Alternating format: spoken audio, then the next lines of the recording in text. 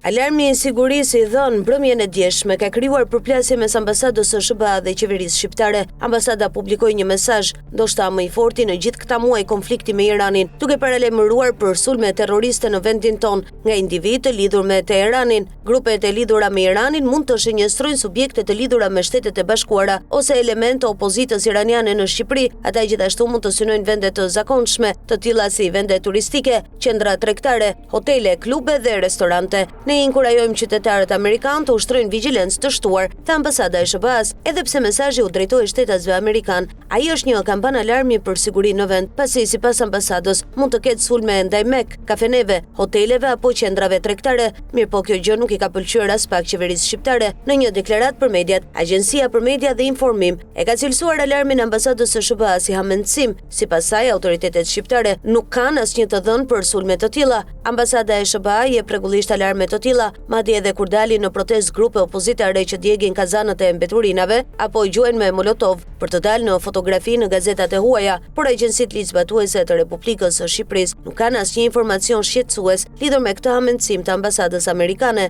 kështu që ne i ftojmë qytetarët amerikanë të mos humbasin asnjë nga mundësitë e mrekullueshme që ofron Shqipëria me vendet e saj të panumërta turistike, mikpritjen e saj të pakonkurrueshme dhe ushqimin e saj të paqortueshëm. Thuhet në reagim, Shqipëria është ndër të paktat shtete në Europë që ka hyrë në konflikt me Iranin. Përplasjet nisën pasi Shqipëria mori rreth 3000 mujahedin iranian, përfaqësues të opozitës iraniane. Madje edhe vet ish lideri i Iranit Ali Khamenei para disa vitesh deklaroi, një vend i vogël europian, shumë i vogël dhe shumë i mbrapsht, ka bërë komplot me SBA-n dhe tradhtarët e Mek kundër Iranit, por përplasjet u shpërsuan pas sulmit kibernetik ndaj sistemeve shqiptare. Më pas u dëbua ambasadori dhe u mbyll ambasada, ndërkohë pak ditë më parë Shqipëria e shpalli Iranin si shtet që financon terrorizmin.